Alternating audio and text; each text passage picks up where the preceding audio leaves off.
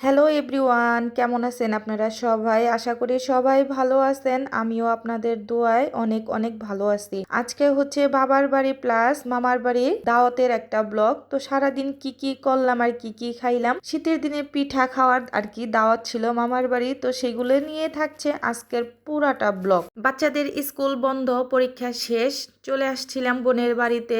যেহেতু বাবার বাড়ি বোনের বাড়ি এখন, তো বোনের বাড়ি বোনের কাছে আসছিলাম, সাথে আমার জামাইও আসছিল। তো সকালবেলা উঠেই এই যে রান্না বান্নার ব্যবস্থা করতেছিলাম। আমার বোন তো রান্না করে কারেন্টের চুলায়, হঠাৎ করে কারেন্ট চলে যাওয়ায় কি আর করব, সকালবেলা তো খেতে হবে যাই খাই। তো একটু ভারী খাবারই রান্না করতেছিলাম, যেমন ডিমের তরকারি, সাথে হচ্ছে ফুলকপির ভাজি আর হচ্ছে বেগুন ভাজা। এগুলোর জন্য সকালবেলা আমি মাটির চুলায় রান্না করতেছিলাম, আর সাথে তো শুকনা মরিচ ভাজছিলাম। সবগুলা খাবারই এত মজা হয়েছিল, কারণ ওই যে মাটির চুলায়, আর আমার রান্না করতে অনেক ভাল লাগছে। মাটির চুলা তো শীতের দিনে, এই কারণেই রান্না করতে অনেক ভাল লাগছে। আর চুলাটাও সেই রকম আজ জ্বলে। তো এই যে সবাই মিলে একসাথে খাওয়া দাওয়া করলাম। তারপরে বোন, আমি আর আমার ছেলে তিনজনে মিলে একটু বাহিরে যাচ্ছিলাম, করব মার্কেট, তারপরে করব বাজার। ছেলের জন্য শীতের মার্কেট করা বাকি আছে, ছেলের জন্য মেয়ের জন্য দুজনের জন্য করব, নিজেদের জন্য টুকটাক কিছু কেনাকাটা করব।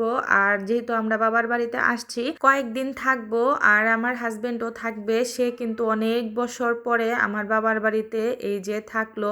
আমার মা মারা যাওয়ার পরে হয়তো এই প্রথম আর কি, 9-10 বছরে এই প্রথম সুন্দরভাবে আর কি 2-3 দিন আর কি থাকলো। অনেক বছর হয়ে গেছে সে তেমন থাকেই না, আমার বাবার বাড়িতে তেমন আসেও না। তো জোর করে আমার বোন রাখছিল, বলছিল যে এখন আর কেন আসবেন না, এখন তো আমি আছি, আমার বাড়িতে আসবেন, যেমন আপনাদের বাড়িতে আমি যাই তাহলে আমিও যাব না। এইসব কথা শুনে আর কি আমার জামাই তাও আসছিল, কিছুদিন থাকবে, কিছুদিন থাকবো আমরাও। থাকলে তো বাজার সদাই করতেই হবে, আমার বোন একা থাকে, ওর তো তেমন বাজার সদাই লাগে না, কিন্তু আমরা থাকলে বা আমাদের তো খাওয়া দাওয়া করতে হবে, বেশি মানুষ বেশি ঝামেলা, তো আমাদের নিজেদের বাজার তো নিজেদেরই করে খেতে হবে, তাই তার উদ্দেশ্যই যাচ্ছিলাম। আর আমরা এটা যাইতেছিলাম বিকেল বিকেল টাইমেই। মার্কেটে চলে আসছি, আর অনেক কিছুই কেনাকাটা হয়ে গেছে। এই যে আব্বাজানের জন্য একটা হুডি কিনলাম, আর কয়েকটা গেঞ্জি কিনা হয়েছে। তো সবকিছুই কেনাকাটা শেষ, এখন শুধু টাকা পয়সা দিয়ে আর কি চলে যাব, মানে যাব তো হচ্ছে আবার বাজারে, তাই সবার আগে মার্কেটই করে নিলাম। সবগুলা ড্রেসই আব্বাজানের পছন্দ মতো কেনা হয়েছে, তার ভীষণ পছন্দ হয়েছে, মনও খুশি হয়ে গেছে। আর জামা কাপড় তো কেনাকাটা শেষ,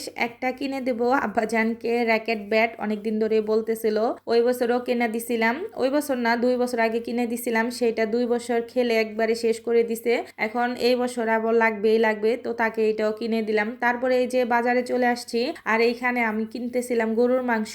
গরুর মাংস কিনবো, সাথে হচ্ছে কিনবো হচ্ছে গুড়। তো আমরা আর কি ওই যে ভাপা পিঠা, পাটিসাপড়া পিঠা, এগুলা খাওয়ার জন্য আমার বোন বলতেছিল কিনে নাও, যেহেতু দুলাভাই আসছে, দুলাভাইকে বানাই বানাই খাওয়ামনি, তো চেষ্টা করব যতটুকু পারি আর কি। তো আমার বোন ছোট মানুষ, এমনি তো সে পারে না, তারপরে বলছে শখ করে, তো তাই আর কি এই যে গুড় আর যা যা যাবতীয় যা যা লাগে অনেক কিছুই আমরা কেনাকাটা করছি। তো সবগুলো আবার ভিডিও করা হয় নাই গা। এই যে এখান থেকে গুড় কিনে এখন এই যে বাসায় চলে যাব। বাসায় এসে রাতের জন্য আমি এই যে গরুর মাংস বসায় দিতেছিলাম, সবকিছু হাতে মাখায়া। কারেন্টের চুলায় রান্না করতে অনেক সময় লাগে, আর সবকিছু কষায় কষায় রানতে আরো বেশি সময় লাগে, এই কারণে আমি চিন্তা করছি যেহেতু টাটকা মাংস, সবকিছু একসাথে মাখায় দেই, তো রান্নাও ভালো হবে, তাড়াতাড়ি হয়েও যাবে। সবকিছু ভালো করে মাখানোর পর সবার শেষে আমি যে তেল দিয়ে দিছি, এখন তেল দিয়েও ভালো করে মাখাবো। তো মাখিয়ে তারপরে চুলার মধ্যে বসিয়ে দিব, এখন আস্তে আস্তে আর সময় নিয়ে হইতে থাক, সমস্যা নাই। শুরুতেই বলছিলাম মামার বাড়িতে পিঠার দাওয়াত আছে, ওই যে ওই ব্লগটা আপনাদের সাথে কালকে শেয়ার করব, আরো সুন্দর সুন্দর কয়েকটা ব্লগ শেয়ার করব। তো সবগুলা ভিডিও দেখার জন্য আমার পেজটাকে ফলো করে দিবেন। আর এই হচ্ছে রান্নাঘর, রান্না করতে গেলে যে রান্নাঘরের কি অবস্থা হয় তার কোনো শেষ নাই। এদিকে মাংসটা হইতে থাক, আর রান্নাঘরটাও সাথে গুছায়া নিব।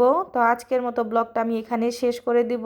সবাই ভালো থাকবেন, সুস্থ থাকবেন। আসসালামু আলাইকুম, আল্লাহ হাফেজ।